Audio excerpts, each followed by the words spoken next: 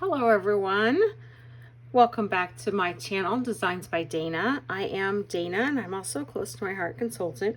Today I am working on day 4 of Christy's Beautiful Life October 31-day challenge sketch, and this is the sketch. Let me hold it up a little bit more so you can see that.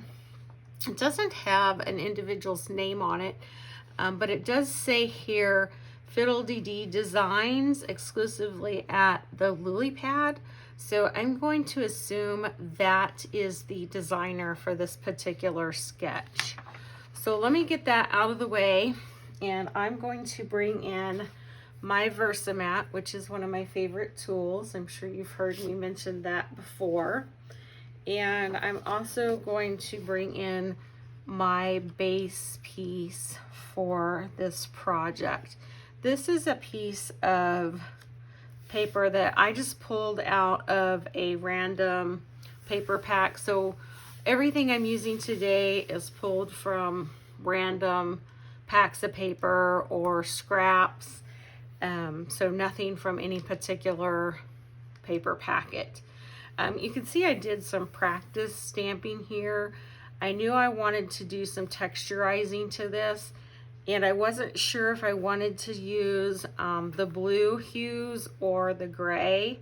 So ultimately I ended up deciding on using the gray, which is actually a pewter color. But first things first is I have a overlay, and I actually designed this on Cricut. So most of my pieces that I'm using tonight are Cricut cuts. So that made it go a little quicker for me once I actually am ready to assemble. It did take a little while to design, but this is my overlay that I made. So it's going to sit on here like this, but I want to come in here and add some of that texture in some of these areas. So that's where we're going to start. And like I said, I am using pewter ink, and I picked a couple of different stamps that I wanted to use for the texture. And I'm going to pull this away so you can see it. So I have one that's more separated dots here, and then I have this one that's more concentrated in tiny little dots that looks like this up here. So I'm going to use a little bit of mixture of both. And to help me kind of visualize where I want that stamping to be, I'm just going to continue to lay down the overlay and pick it up so that I have a good idea of where I want that texturizing to be. So I'm going to just start with this one here. I kind of like to call this one the Snickerdoodle stamp because I've used it to make cookies with, and it worked great for my Snickerdoodle cookies. So it's kind of that texture like what you would see with that cinnamon sugar on a Snickerdoodle cookie. So that's kind of how I've phrased it, as just kind of like my little Snickerdoodle stamp. So I'm just going to come in here and add some texture that way.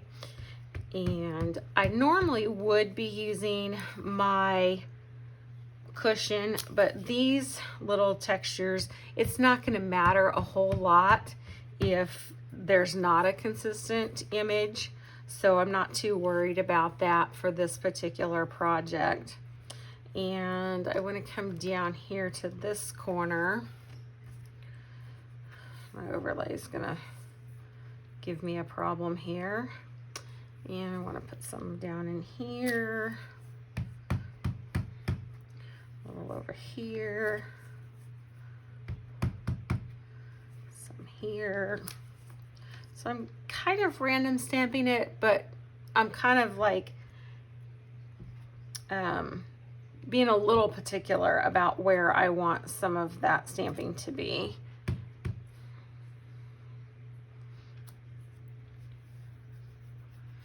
And I think that's really all I want on here for now. If I decide I need to come back and add some more, I can. And I actually think that I'm just going to leave it with this one and not use the larger speckles. So I'm just going to come over here to the side and wipe off that stamp, and we can move on. So one thing about this particular layout is it does not actually have a lot of pieces of paper that need to go down onto the layout. So this piece is ready to actually lay down. So I'm going to bring in my T-ruler just to help me kind of line this up. So from the top and the bottom, I want to kind of center that. So I'm going to go about 1.5 inches each way, and then I'm just barely maybe 1/8 of an inch on each side. So I'm just going to line this up right about 1/8 of an inch to help me get that straight. And looks like I can go over just a tiny bit more to get that centered.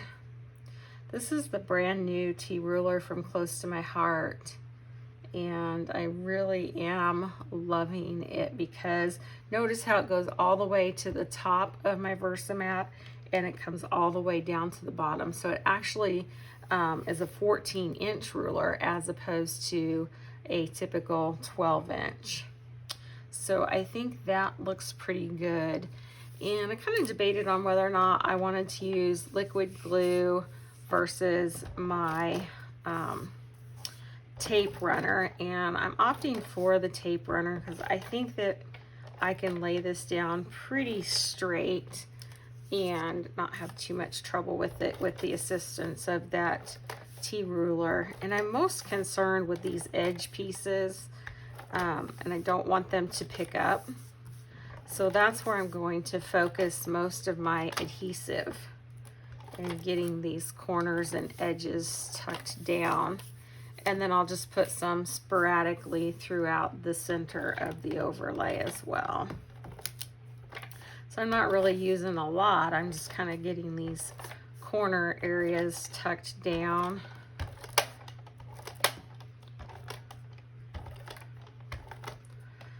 Just so when I put other pieces on the layout, they don't kind of get stuck on there. So now I can come back in here about 1/2 inch up, and I'm going to line that up with the ruler, and that should just lay down, not perfectly because my ruler moved. So we're gently going to lift that back up. And what I'm going to do is I'm going to turn that upside down just to make sure I've got that even again. That looks pretty good there. So we'll give that another shot. I'm just going to turn it over since I got a little curl up on that end, and start over with laying that down right against the ruler and make sure, yeah, that looks much better. And as always in my videos, the cat wants to watch and steal my phone tape. So I apologize if you see a little paw pop in or a cat run through the video. So the next thing I want to do is lay down my doily, and then my photo is going to go right here. Now I want to show you a little story about my photo. So this is the original photo, and I think when I measured it, it's about 2.5 by 4 inches. And you can see that it's an older photo. I'm estimating this to be from the late 40s. This is my grandma and grandpa at my great-grandparents' farm. And I obviously wanted a bigger photo to use for the layout. And I have an app on my phone that I used to scan this photo. And then I was able to just print this right off of my Canon selfie. And I was just so impressed at the quality of how that app scanned in the photo. There's no glare. There's very few imperfections. And then my Canon selfie, of course, I love it also. So I just kind of wanted to share that with you. The only thing is this is more of a black and white, which I could have changed in editing, and this has a little bit more sepia tone, but I was kind of going for the black and white anyway. But I just wanted to kind of share that with you because I was so impressed with it.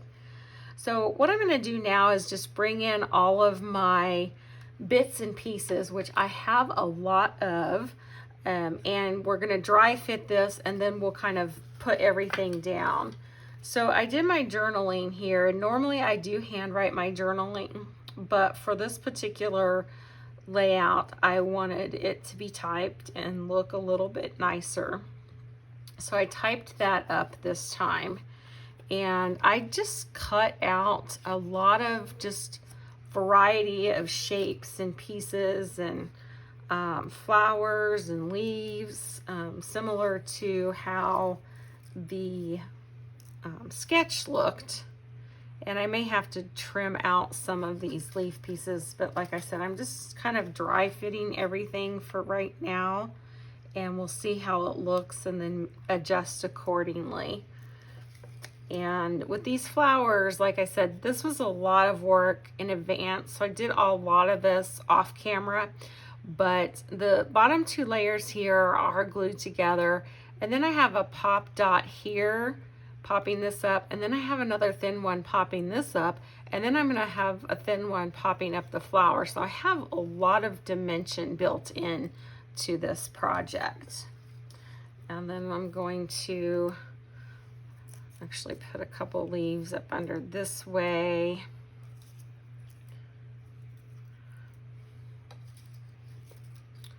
A flower up here. Another one maybe there. Got some leaves for down here. The other thing that I like to do, I don't know if you've noticed yet, but I cut some things out on regular cardstock, and then I also like to cut out flowers and images on pattern paper. And I just like to do that because it does give more texture and dimension. And that's just something that I kind of tend to lean towards in my style. So I do cut out a lot of my pieces in pattern papers. So just something a little different I like to do. And I think here I need to kind of play around with my title here. My title is Timeless. I thought that was kind of appropriate for my type of vintage photo. So I think that's everything. And then here I just kind of need to play with how everything needs to be positioned here.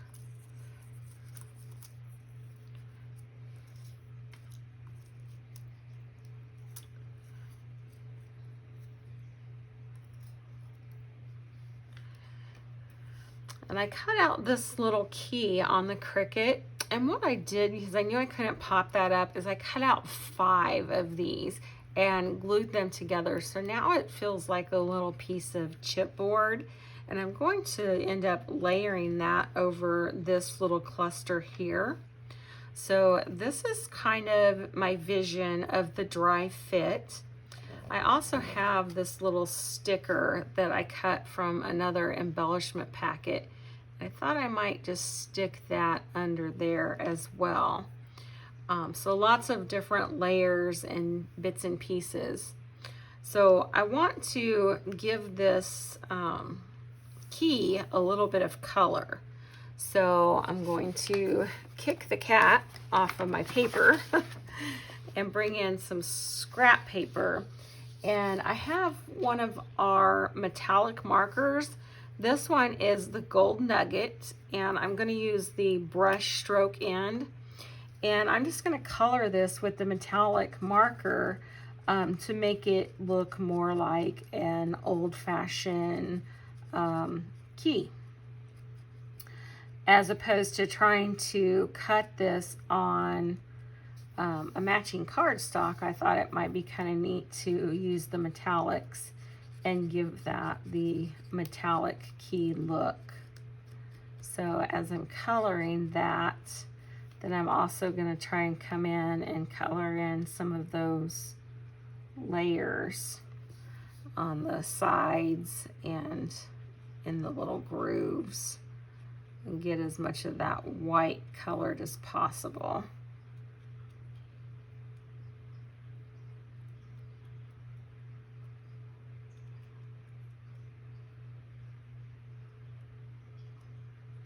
This is a technique of gluing these things together that I really like, because it does allow me to add dimension without the foam tape, and it gives these little pieces more stability, and they're really hard sometimes when you've got small things like this to put a lot of foam tape on. So just cutting them out in, you know, duplicate, triplicate, however many you want. I think this, like I said, was 4 or 5 layers, and you can see it's pretty sturdy. It's kind of like a chipboard piece at this point. So it's a great way to add to your embellishments. So now that I've got that done, I'm just going to go over it again with the marker and give it just another coat to kind of shimmer it up a little bit more.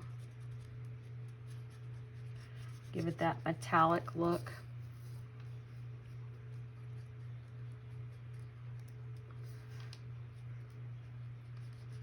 Okay, so that piece is done, and we'll see, you know, that looks really good there. And now all I have to do is put everything together. Now I've got it all laid out where I want it to be. So I'm gonna just start assembling everything. So what I have next is some sequins that I wanted to put on. So what I did is I went ahead and put a bunch of gold sequins on some glue dots just for the sake of saving time. And I thought I would just kind of embellish around the layout by using these sequins. And surely I have enough here that I'm going to not need any more than what I have. These are gold sequins. Some of them are clear. This one's clear, so I want to put it in a place where it might show up well.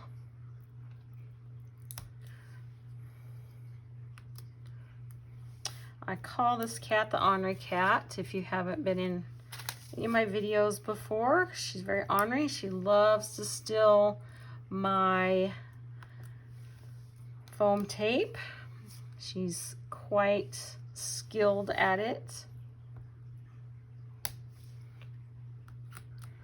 You can see I'm just kind of randomly placing these. I do like to try to do things in odd numbers, but for now I'm just kind of randomly placing, and then I'll go back in and fill in where I have any gaps. This is another clear one. I don't know that I really need too much on the clear. Might just skip that one for now.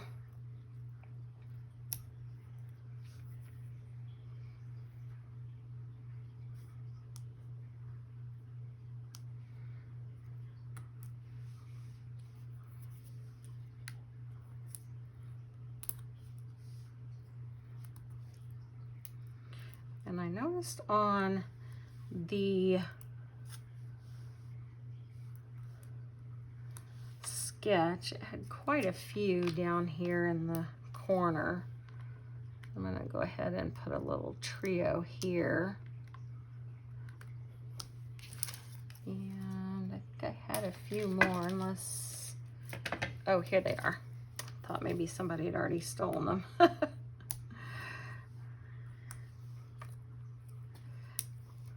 One more down here, and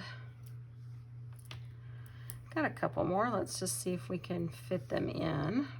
Yep, there she goes. Put that away so it's not tempting her. the Temptress. And let's see if I've got a place for this final one. My problem is that I love to embellish, and it's very, very easy for me to over embellish if I'm not careful. So I'm going to take this little clear guy off. I don't think he's serving any purpose here. There we go. And I think that's it. And the final thing I thought I might play with is the liquid pearls we have, because I have a lot of blues and different color blues going on in here. So one of the things that bothers me about sequins, I think they're really pretty, but they always have that little dot in the center, and to me they look incomplete. So I thought what I would do is come in to the center of each of those and just add a blue little dot, and that gives those guys more depth and dimension as well. So we're going to do that real quick, and that'll just finish off the page. I'll help these clear ones show up a little more too.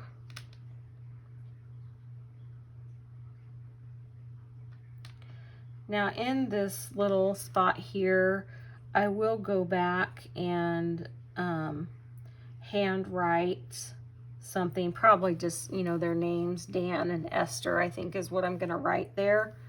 And I'm going to handwrite that, but I'll do that off camera.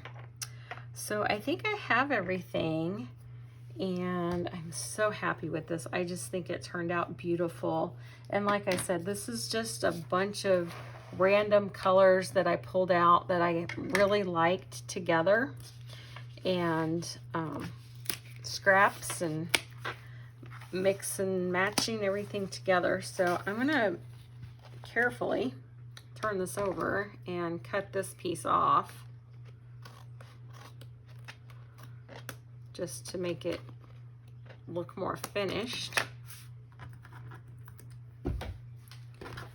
And there is our finished layout. So hopefully you can see how all that dimension holds up. Let me kind of hold that up and let you take a closer look. You can see how the stamping there gives that some extra texture, and all the flowers and how they pop up and they're layered together. So I'm very happy with that. I hope you like it as much as I do. And if you do, please leave me some comments and hit that like button. And don't forget to subscribe as well. If you have any questions, leave them in the comments as well, and I will be happy to answer any questions that you might have. Thanks for watching. Have a good day.